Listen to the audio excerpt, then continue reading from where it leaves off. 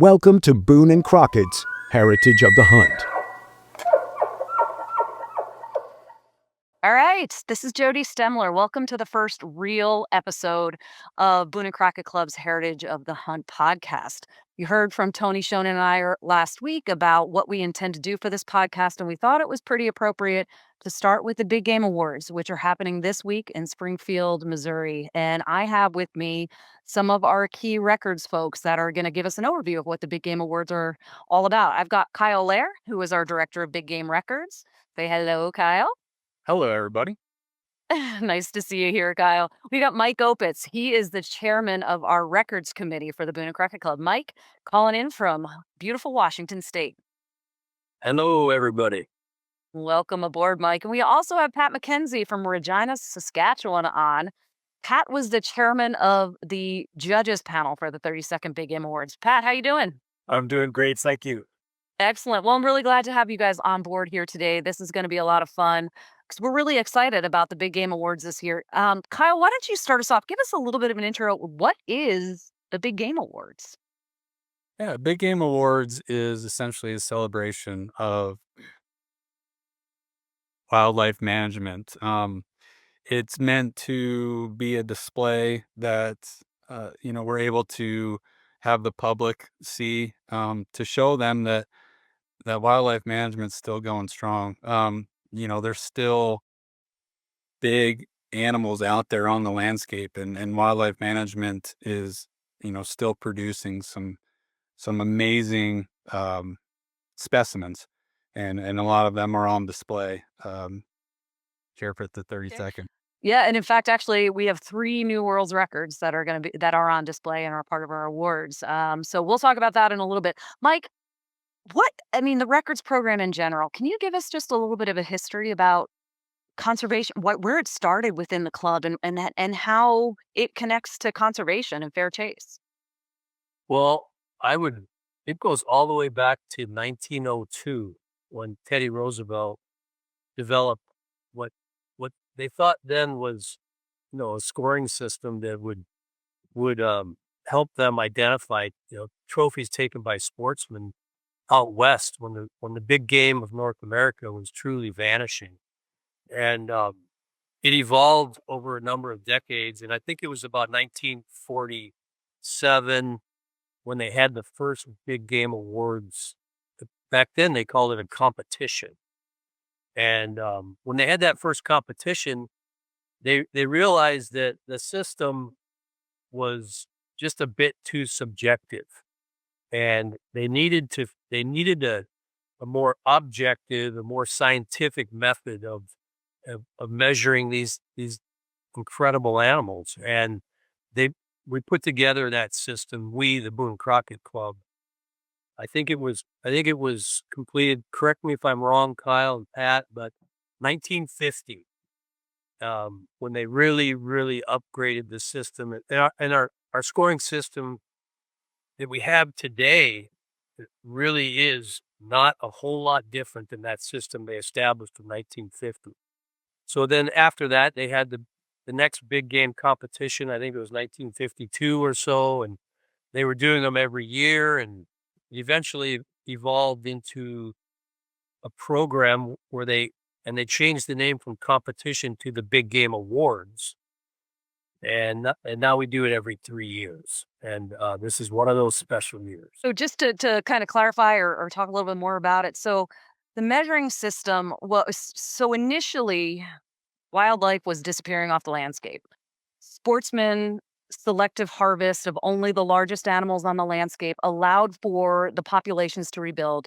The habitat management programs that were put in place, the conservation funding that the club and others were involved in getting, all of these started to come together to rebuild, restore wildlife populations on the landscape. Now, after we started scoring, we could see the benefits of those conservation efforts, seeing we've got bigger animals on there. So it continued to promote selective harvest of the mature animals on the landscape, and then also to be able to document the recovery of wildlife. And now, Kyle, it's the largest data sets of wildlife that, I mean, or consistent scoring system that can show some of those benefits. And it is a useful implement to monitor health of ecosystem. If you've got a world record coming in, that's that people are doing things right. Yeah, it's a really robust data set. 75 years now we've been collecting data on big game animals throughout North America,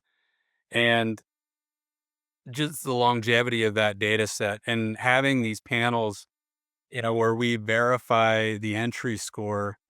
And when we verify the entry score, there are some that go up and some that go down. We do have to adjust some of the scores, but what happens is that data managers can see the essentially the percentages of change that happen at panel, and they can extrapolate that through our whole data set. I think we're at right around 60,000 data entries in our system at the moment, and so it's just being able to use that, um, and have that for wildlife managers throughout North America is extremely useful. Absolutely. So let's back it up just a little bit. We have official measures. An official measure, and to the point of which, in such a long tenure as an official measure, he was chosen as our chairman of the judges panel. And I want to talk first about what it means to be an official measure, a little bit about that process, and then take that to understanding a little bit more about the judges panel and what we did back in April. Pat, tell me a little bit about becoming an official measure and how many we have. Kyle, you can jump in where you need to as well. Sure. Well, I've been official measure now 35 years. I can't believe it's been that long. Trained by the famous Jack Renault, of course. He was the only trainer back then. And I got into it. I actually shot a big whitetail, is what happened, and ended up getting it scored. And went, hey, that's kind of cool. I want to be a judge. I want to do that. So I started scoring here in our province. And after a while, I got to be a measure, and then I put in for Boone and Crockett. They came up here to do a workshop in Canada 35 years ago. That was the first time they'd come to Saskatchewan. And I was on that workshop. And since then, my passion is just growing. And that's really what's got me into it. So, Kyle, it's a process to become an official measure. We have a rule book that gives us information that has the official guidelines of that. And you have to learn how to score every single category of wildlife that's in the record book. So, tell a little bit about what goes on to become an official measure and what that involves. Yeah, so to become an official measure, have to submit an application, let us know you're interested. And then it's a 5-day workshop. We teach a little bit about the history of the Boone and Crockett Club. We start every workshop off with the history of the Boone and Crockett Club and the history of our scoring. Um, you know, I, we feel that it's probably the most important topic, so we start off with that. And then we Partly because our OMs they are interacting with the hunters, so being able to explain that conservation history and their role in that conservation history is really important. Exactly, exactly. Yeah, scoring is just part of it. And so to give them that background on, why we came to exist, why we measure, is important. And then so we start with that, and then we do more of the hands-on, everything from walrus to muskox, all the big game categories, all our official measures, practice on those. And then that allows measures to get more comfortable. They may live in a state or a province where they might not measure a lot of elk, but they've had experience, putting the tape, masking tape, measuring tape to those antlers, and can get an accurate score on those. Excellent. Now, Mike, getting into the judges panel concept. So the Big Game Awards happens every 3 years. So the animals that are included are, help me with this, it's the top five from the categories. Each of the categories are invited to come in to be panel scored. And this is particularly important for any of those world records or anything that might be, a particularly notable entry, because one official measure can get an animal in the book, but you need to have that panel scoring to verify that score. So tell us a little bit about how you put together a judges panel and why it's important to give us context and make sure that those scores are accurate. Yeah, thank you, Jody. We look at 3-year periods, and over that period of time, we look at all the entries that we've received at the club to the tune of 4 to 5,000 entries that we've received in that time period. We take each of our categories, each of the big game species of North America, including typical, non-typical, and those where we have that category, and there's a ranking system, and we look at the goal is to invite the top 5 in each of those categories, and we have some other rules around it, like we like the trophy to be still owned by the hunter. Uh, it's not necessarily something somebody bought at an the antler buying in an antler buying program.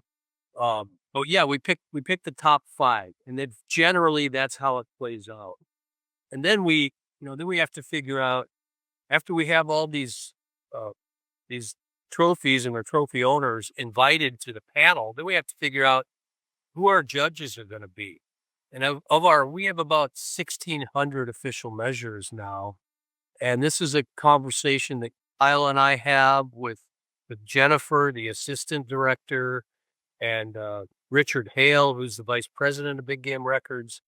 And we look at that list, and we really are looking for our very best and most experienced measurers. And there are some rules around how many panels they can attend, but it really is the kind of the Hall of Fame, if you will, or it's the A team of our OMs that come together, and because there's oftentimes questions and things we have to resolve at panel, and so we put that team together, and the trophies show up, and we spend several days there in Springfield measuring all of these animals, and they're measured each one of them. We have the original score. It comes with the trophy, and then they're measured twice by two different teams at panel. And our goal really is to validate the original score. I think it's important to note that our goal is not to lower the score, or higher or raise the score. It's to validate the original score. Some people are concerned, that, their score is going to go down, and that's just not the case. Oftentimes, scores go up at panel. So we validate that original score, and that's how the program works. Excellent. And in the case this year of a couple of our world's records, I do remember that can be a special judges panel. You can do that. You can convene a group in another area to go and validate those scores as well. So we knew those going in advance, but the rest of them all were scored over the course of 3 days. Is that right, Pat? You were there down there in Springfield Yes. in April, right? Yeah, it was 3 days. It was supposed to be 4, but Kyle and I came up with some ingenious inventions to streamline the process for us. We brought in notebooks to do digital electronic entries of the score sheets. And what that did is, instead of having to do the math in your head and on a piece of paper, the computer did it automatically, and it sped up our process. We saved actually about a day by just Wow. using electronic entry, and that was a great Mhm. great thing we found. Yeah, and it's a really good time. This is the second judges panel I've been able to be involved in. I actually lead um a media summit that comes in at about the same time as that, so they can learn about the club, learn about the the judges panel, learn about the big game awards, and it's the camaraderie in the group is phenomenal. It's also really interesting to see when there is a question, how you all work together on coming up with, and let alone we have several pictures, Mike, of you on your back, scoring, because when you've got a big paddle of a moose that you're scoring, sometimes you need to get a little creative in how you score that. That's right. Yeah, we call that process, So call it a resolve. If the scores are the don't match the original score or we're slightly different, then the teams get together and they discuss it. And oftentimes we'll bring in the whole group if it's a complicated issue, and we resolve it and figure out the right way to do it and come up with the score. So yeah, absolutely. And one thing I want to emphasize here is we talk about trophy owners and we talk about trophies, and we all know that there are some questions. There's people that question whether that's a good term for how we recognize this. The reality is, again, these are selectively hunted.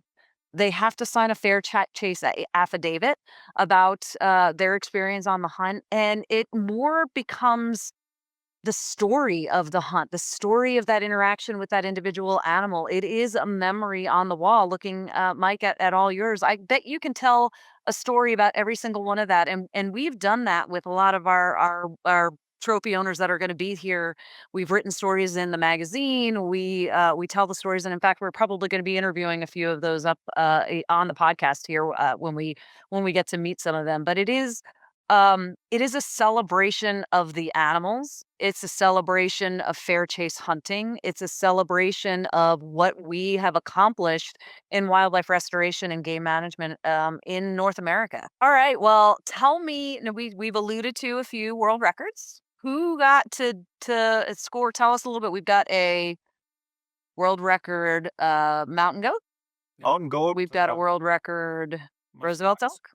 Yep. And we've got a world record muskox. And ironically, the muskox actually was a world record muskox at the 31st Big Game Awards. And this is a new one, right? Correct. Yeah, that muskox, that record doesn't seem to be lasting too long these days. There was one that was confirmed at the 31st, and then there was a entry score that was submitted that was above the current world's record. So we reached out to the hunter and said, congratulations. You can either, there's two ways we can verify this. One by a special judges panel, which you talked about earlier, Jodi, and then or an awards judges panel. And it's completely up to the hunter which one they choose to have it done at. This trophy owner opted to have a special judges panel performed on his muskox, shipped it to Missoula here.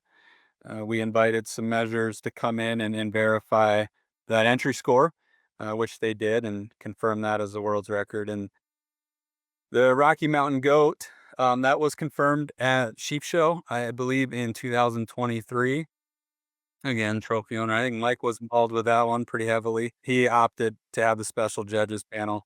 And then the Roosevelt elk, that hunter also opted, and he ended up taking it to Reno, not for the sheep show, but he lived nearby there. And so we got a group of measures together there, and they verified that one. So those two did not, as you mentioned earlier, not need to be remeasured at this awards panel. Their scores were already confirmed. But yeah, pretty incredible to have three world's records in one For display. sure. Yeah. For sure.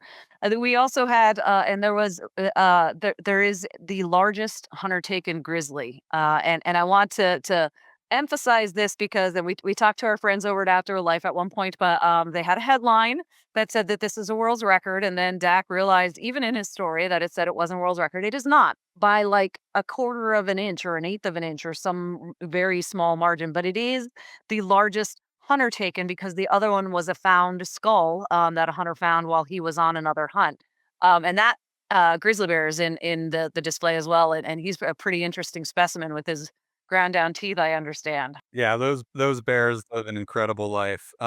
It's pretty unreal, but yeah, it's the number two grizzly. So we recognize, all animals. They can be picked up, they can be hunter taken, they can be inherited, purchased. We're recognizing the animal, and the animal's getting the score. But yeah, just to be able to see a grizzly bear skull of that magnitude, you know, probably one we won't see for a while. That Yeah. one's going to be tough. Yeah. Yeah, and that is important to emphasize. The picked up versus hunter taken, rifle versus bow and arrow. It really doesn't matter in the Boone and Crockett Club's record book. The point is recognizing an animal that has reached this size, this ability that has lived that long of a life, that it has been able to grow pretty successfully. So that's an important thing to note as well. That it continues to be the celebration of those individual animals.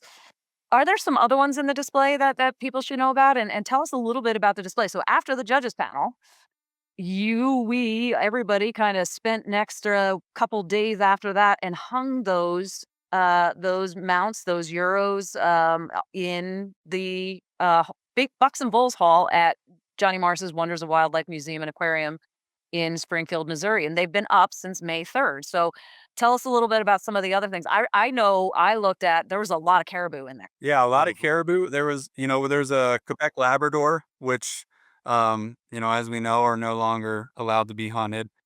This one was taken back in 1969.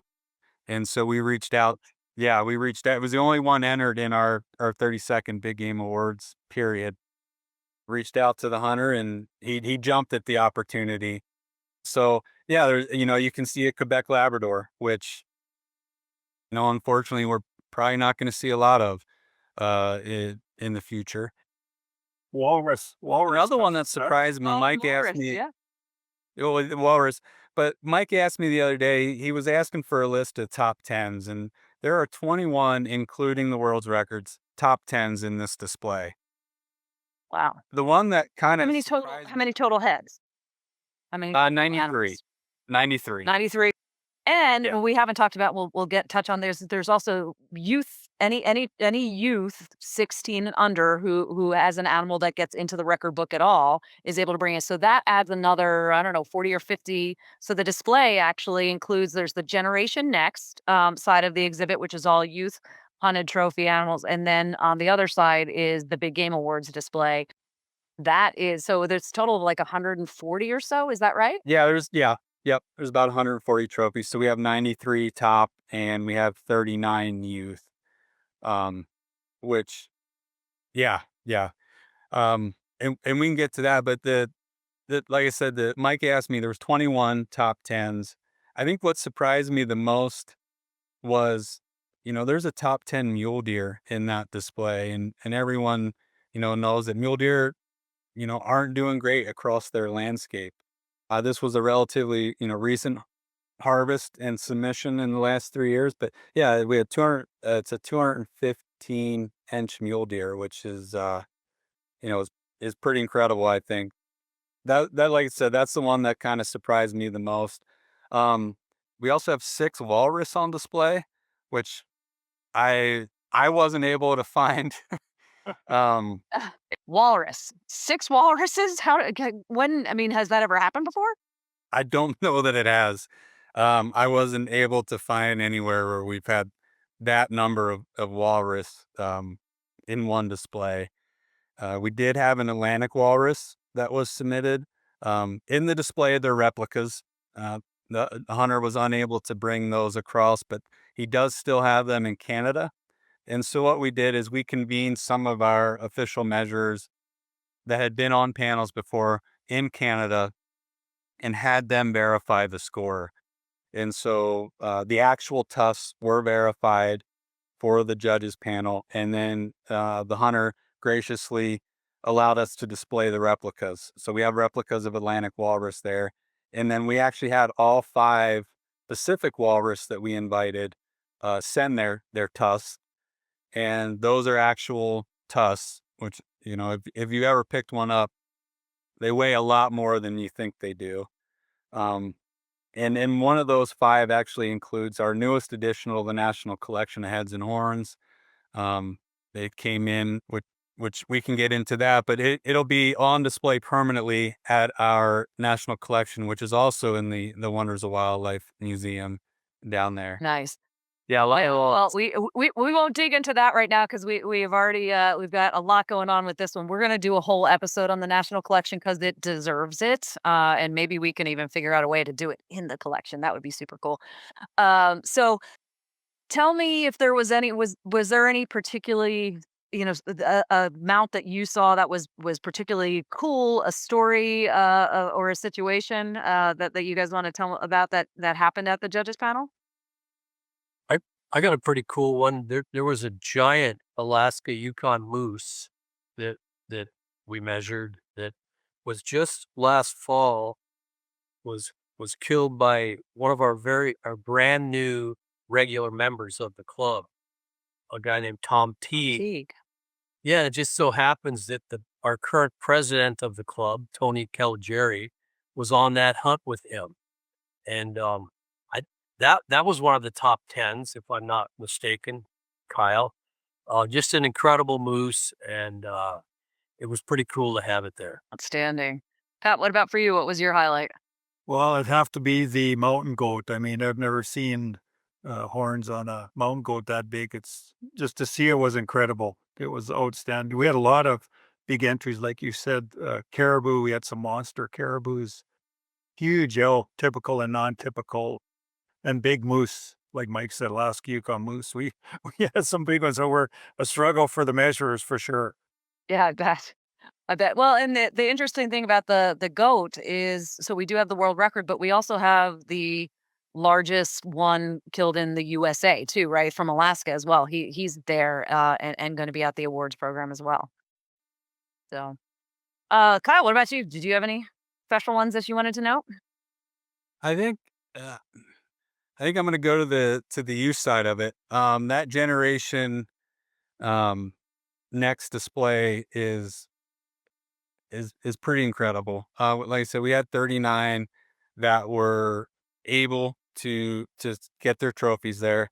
For me, I think, having grown up on the East Coast, I think would be the New Virginia non-typical American elk record. Just seeing what the eastern part of the country's doing with their elk restoration, and I'm an elk guy. I love everything about them. I think that was the standout for me, was to see that.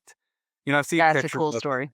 but to see it in person, and it was pretty incredible. And then For just sure. like I said, all those youth trophies are pretty incredible.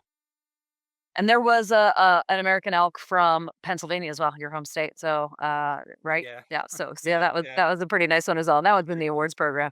All Yeah. right. So this week we have the Big Game Awards events, and it kicks off on Thursday night, the 24th, with the welcome reception. And that is actually hosted by Bass Pro Shops in the Wonders of Wildlife Museum. So that's the first time that all of the hunters get to come in and see their animal on display with the other ones. Tell me what that event is like for the hunters, for the club members, for the OMs that come in. It seems to me like it's got to be a pretty humbling but awe-inspiring event. Mike, what do you that seems like it'll be a favorite. It's just a fabulous evening. It's the level of excitement is building throughout the week, and it culminates. We all come together, look at this incredible display, and then hunting stories start coming out, and then we're talking about the events of the week. We have we've got a huge gathering of our official measures that are there, because we're going to have a what we call our field generals gen. lunch. And yeah, Yeah. one of the events, and What yeah, happens at an event like that? that's a lunch event, isn't it, Kyle? And we have uh, all of the official, I don't know, typically there's 50, 60, 70 of them in the room. And these are guys that are all, they're ambassadors for the club. And they're people that love the Boone and Crockett Club. And it's a big part of their lives. As we just heard from Pat, 35 years he's been doing this. And these are the guys that are really dedicated to helping us with our record book, and helping us accomplish the mission of the club. And it's the purpose of the luncheon is to celebrate them and to thank them for their service. And we oftentimes have a really cool belt buckle that each one of them gets. And so yeah, it's just a celebration and a thank you for their service, Jodi. Yeah. And then on Friday night, so that's the Friday luncheon. Friday night is the Jack Steele Parker Generation Next event, banquet, and that's for the kids. The presenting sponsor is Buck Knives, and we have Jason Matzinger from Into High Country, who is going to be our keynote speaker. Those kids are ranges. They're up to 16 years old when they harvested the animal. They're pretty excited. It's got to be pretty a great experience to be in the room and feel that energy and connecting the heritage of the hunt, like the podcast that we've got going on here, but also the future of hunting. Yeah, it was an event that was started in our 27th awards program in 2010 and has grown leaps and bounds since then. The cool thing with the youth is they have a number of ways that they can participate. They can send their trophy for display. They can just come to the event and be recognized, and they can send their trophy and come to the event. Obviously, we would prefer, the last option, that they display their trophy and come to the event, but we really try to bring them in and recognize them, and to see the looks on their faces when they. And you mentioned this earlier about the welcome reception. I think it's a pretty cool event because it's often the first time that these hunters are seeing their trophies since they, graciously let us or loan them to us for our display, and just to see the looks on their faces when they walk into that room is Yeah. pretty memorable. Yeah. Yeah, and one of the things I do want to note, and I'll come back to you real quick, but there's just I want to recognize again Bass Pro Shops as the host sponsor, because not only are they the presenting sponsor of the welcome reception, but they are hosting us in the Wonders of Wildlife. They donate the use of that space for the 3 months that display is up. But they also, when you talk about lending us their animals, those folks can bring it to a Bass Pro Shops crated, and they will facilitate that getting to Springfield so that we can put it up. So we definitely want to thank. It's a huge thing for them to do. Mike, sorry, I didn't mean to cut you Well, off. I was just gonna say it's just such a huge source of pride for those of us in the club who are, working to protect our hunting heritage, and just think of it for all you parents out there. If you go out and kill a big trophy, that's great. But if you go out with one of your kids and they achieve that, they shoot a big trophy, there's nothing better for the parents. And that's what that whole night is about. It's celebrating those kids, and they really truly are our future. And I want to say one other thing. Jack Steele Parker. Why is it named that? Yes. And Jack Parker was a great leader in American industry, and he became the CEO of General Electric, and really brought jet propulsion to GE back 50, 60 years ago. Just an amazing guy. One of his best friends was Jimmy Doolittle. You've heard about the historical raid during World War II when Jimmy was the pilot, and they're both former members of the club and just amazing leaders, and that's the source of the name of the event. Outstanding. Pat, any thoughts about the youth awards? I think those youth are a lucky bunch, and they're going to have a hard time for the rest of their life to beat what they just did. So on one side, I'm really happy for them. On the other side, I feel sorry for them because they probably think they're going to get that every year, and that just doesn't happen. So yeah, looking at the display, like Kyle said, it was like, holy man, like this is just 16 and under that got these animals. I've been hunting my whole life and never got Yeah. in my Those stories are pretty special for incredible. those kids. Yeah. Now on Saturday we have a lifetime associates luncheon, so that is for members. And again, it's a celebration of the club and our experiences and working together. We have an auction, and there is an auction link online. People can bid online. That's all going to happen on Saturday, and then it culminates in the Buck Buckner 32nd Big Game Awards program on Saturday night. That is our presenting sponsor is the Wild Sheep Foundation. We noted earlier about the Rocky Mountain goat that was scored at Sheep Show. The Sheep Foundation is a huge partner of ours, and we greatly appreciate that. And that has Melissa Bachman, who is the host of Winchester Deadly Passion. She's going to be our keynote speaker for that, and Craig Boddington is also going to be up on stage emceeing that award. So it's going to be kind of a star-studded night. That to me is really the true culmination of the opportunity. Mike, tell us a little why of this is such an important, and I mean, it's not a black tie event, but it kind of feels like it is. It really does. But let me back up for a second, Jody. First of all, Melissa Bachman, if you walk through the Wonders of Wildlife Museum, which anyone attending this event needs to do, you'll see the Boone and Crockett Club's collection of heads and horns, and Melissa Bachman is the narrator in there. You'll see her, and It does a phenomenal job on that video. she really does. And this national collection of heads and horns is ultimately the origin of the Big Game Records program today. And I won't get into all that history, but For another one. We What's got another that? podcast for that. Yeah, we'll save that for another day.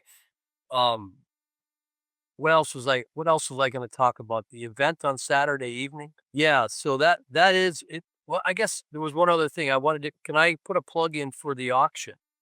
Absolutely, yes. We have a phenomenal lineup of auction items Friday afternoon. And the pinnacle really is a desert sheep hunt at the famed La Palmosa Ranch in southern Coahuila, owned by Emilio Rangel, who is a member of the Boone and Crockett Club, one of our members from Mexico, who we're just incredibly grateful to have on our team. And I have to mention that he's donating the majority of the funds generated by the sale of that sheep hunt go to the records endowment for this club, to help us with our enduring priorities. And anyway, it's a big thank you to Emilio. But we have a lot of other items in the auction. We've got a muskox hunt in Greenland, and we have a mule deer hunt in Montana. We have a black bear hunt on the Apache reservation, and the list goes on. So that's going to be a And fantastic clear. project.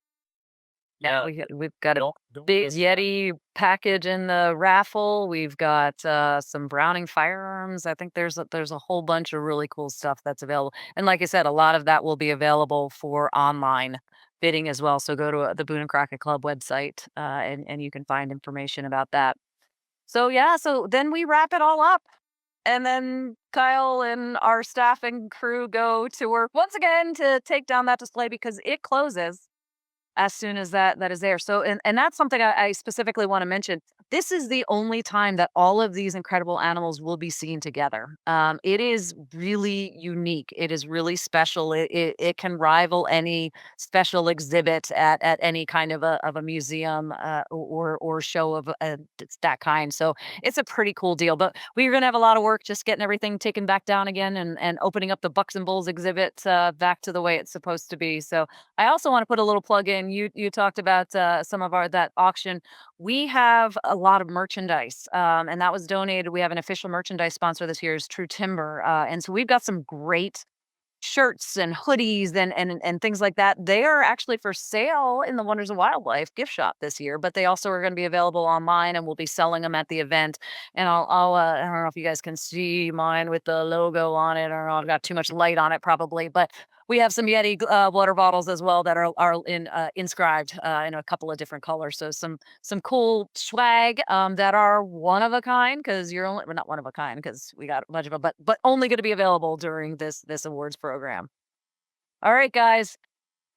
We've covered our times, covered the bases I wanted to do. Is there anything that we didn't cover or any closing thoughts? Pat, I'm going to start with you since you are our chairman of the judges panel.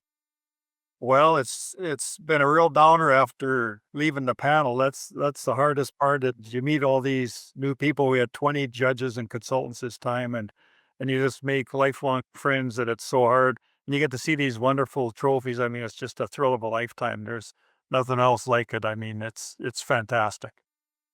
Great. We thank you for being on this the podcast and for being on the panel. Kyle, what about you? Closing thoughts? I just it's a lot of work by everybody, and This is your first time as the director. You were assistant director for a couple of them. Is that this is your first time as a director? It is a lot of work. it is, and it's a lot of fun, and all three days are pretty incredible, each for their own reasons.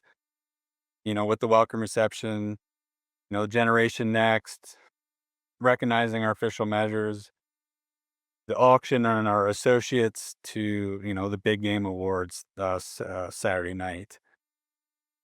But just everyone involved, from all the staff, all the members, the official measures that come there, the trophy owners, that create their trophies, get their trophies there. It's an exciting time. And as you mentioned, Jodi, it's the only time that these group of animals are going to be in one spot. And it's just, it's one of the coolest things I think that, that the club does. And hopefully those listening to that aren't coming this time, keep us in mind for the 33rd. That's right. 3 years from now, we'll be having another one. So absolutely. You may have missed it this time, but hopefully we got you excited about it. And 3 years from now, I'm pretty sure it'll be back in Springfield. It's been such a great experience to be there. All right, Mike, what's your closing thoughts and sum up? I have one closing thought and kind of a little summary that I'd like to lay out for you all. Well, first of all, is these two gentlemen that are on this podcast, Pat McKenzie and Kyle Lehr. I mean, it's people like you two that make the records program what it is today. Kyle, as the director of the program, the day-to-day grind that he goes through with Jennifer there at the headquarters it's just amazing. I talk to Kyle once or twice a day, and he's always getting after it. And just, you're doing an amazing job, Kyle.